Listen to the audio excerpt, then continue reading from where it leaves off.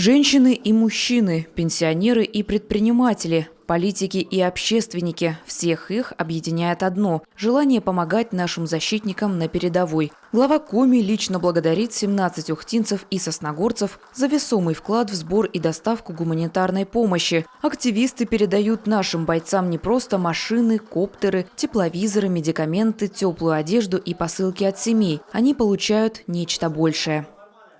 Для них очень важно ежедневно, ежечасно осознавать и видеть, чувствовать нашу заботу о них, нашу любовь, проявляемую по-разному.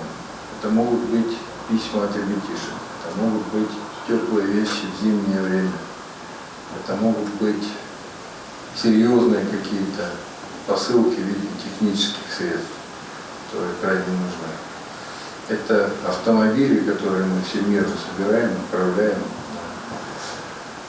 передовую, потому что это тоже очень важно.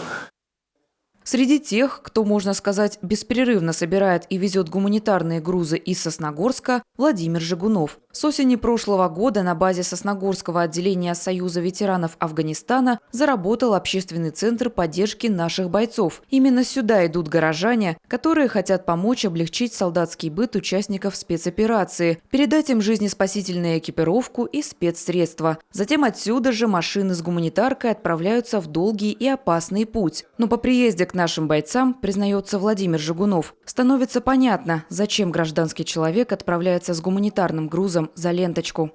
Мы с ними встречаемся, рукопожатие, передача вот этих посылок, особенно дорогие письма это вот от детей, именные посылки. Да? Вот этот груз, он такой, как будто, наверное, как будто бесценный. Вот его доставили, ну а потом ты слышишь свой адрес от тех же ребят, что, Владимир Владимирович, просто даже если приедете, вот обнимемся, это уже вот...